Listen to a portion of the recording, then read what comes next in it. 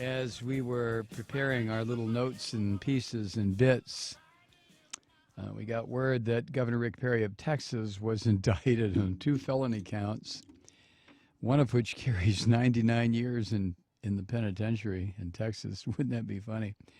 He was indicted by a Texas grand jury examining his handling of a local district attorney's drunk driving charge and the state financing for a public corruption unit under the local district attorney's control.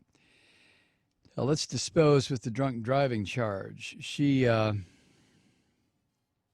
What happened was, her name's Rosemary Lehmberg.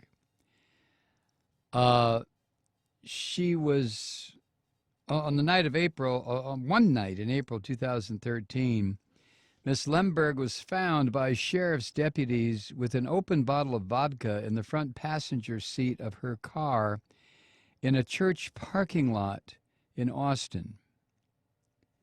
According to the New York Times, she was not driving. She was parked and she was arrested. She pled guilty, was sentenced to 45 days in jail. Now, this district attorney plays a powerful role in Austin, Texas, in overseeing the Public Integrity Unit, one of those anti-corruption units whose function is to keep an eye on the slimy, filthy members of the political body in various states, in this case, Texas. By the way, she is I think she's the same prosecutor who went after and got that filthy, stinking Tom DeLay, whose conviction, by the way, was overturned on a technicality. She got Tom DeLay on charges of violating campaign finance laws. Anyway, this indictment against Rick Perry was returned late today. The investigation was about how he used his veto power as leverage to try to get an elected official, an influential Democrat, that would be Ms. Lehmberg, to step down after her arrest last year. Ms. Lehmberg, who is Austin's top prosecutor and who oversees a powerful public corruption unit that investigates all these officials, state, local, and federal, refused to step down. So she went to jail. She did her 45 days. She came out.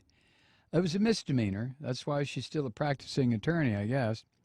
Anyway, following her arrest, Rick Perry and his aides threatened to veto $7.5 million in state dollars, money that had been allocated by the legislature there for the public corruption unit in her office, unless she resigned.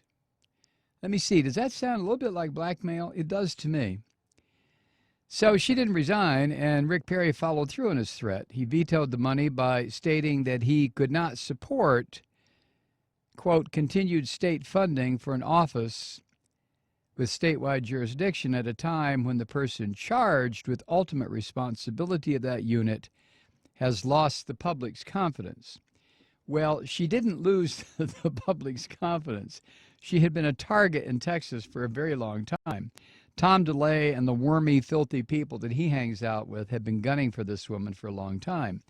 Now, it's just like Bill Clinton, right? Bill Clinton, who knew, or should have known, that every single Republican in Washington wanted to nail him. So what does he do? Gets a little oral sex going with a White House intern. Oh, real smart, Bill. So this woman, knowing that every Republican in the state of Texas would like to see her disappeared, what does she do? She gets in a car, according to the New York Times, parks behind a church and gets drunk. Smart move, Miss Lehmberg. However, the two instances are not in any ways connected, any more than Bill Clinton's trying to deny that he had little oral sex with a woman had anything to do with his impeachment. You know it, I know it. Let's not even rehash all of it. So anyway, the criminal case against Rick Perry began when a nonprofit government watchdog group called Texas for Public Justice filed a complaint last June accusing Perry of misdemeanor and felony offenses over his threat to veto, including coercion of a public servant. A judge appointed a special prosecutor, and a grand jury began hearing the case in April. So Perry, of course, has made it a point in his nearly 14 years as governor. I think he's the longest-serving governor in Texas history. But he always makes it a point to talk about his ethics and his Christianity and the fact that he was a Boy Scout. And as a matter of fact, in 2008, he published a book called On My Honor, which are the first three words of the Scout Oath. On my honor. Yeah. Now, he had already announced he's not seeking re-election, and he's going to leave office in January. Perry appeared to take the investigation into his actions in this Lehmberg case seriously. He hired a prominent defense lawyer to represent him. And according to information on the state comptroller's website, Perry's office has paid this lawyer nearly $80,000 in the past few months. So anyway, Ms. Lehmberg plays a powerful role in Austin overseeing the Public Integrity Unit. At the same time of Perry's veto last year, prosecutors in her office had been investigating a state agency called the Cancer Prevention and Research Institute of Texas, which finances, you can tell by its name, cancer research and prevention programs. Now, that agency came under scrutiny by state lawmakers after accusations of mismanagement and corruption. A former official there, a friend of Rick Perry's, was indicted last year for his handling of an $11 million grant. Now, you can probably guess where the money went, right? Anyway, Perry has been accused by people who find him, find him what he is. He's been accused of using Ms. Lehmberg's arrest to try to dismantle the public corruption squad, to thwart the investigation into the Cancer Research Agency, and to seize an opportunity to take down a prominent Democrat. Oh, no, really? So anyway, that's where it stands now. He has been indicted. I'd love to see how this is going to play out. I really do. Texas politics are unlike politics in any state in the union, including here in stinky old Georgia. Now, the last Texas governor to face criminal charges like this was a governor back who was indicted in 1917. His name was James Pa Ferguson. Pa. Hey, Pa. Yeah. He was indicted by Travis County Grand Jury on charges of embezzlement and 8 other charges.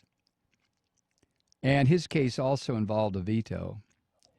Anyway, he resigned the day before the Senate had voted to sustain the impeachment by the House. He resigned before that judgment was announced. So I just thought I'd toss that in because I think Rick Perry is your typical hypocritical rat bastard.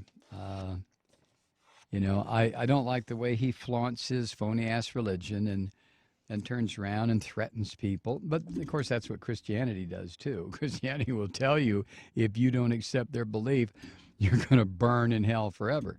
So Rick Perry is just following the teachings of his religion, telling this woman, this prosecuting or the state attorney, if you don't resign, I'm going to take away all the money for this funding all the funding for this corruption investigation unit.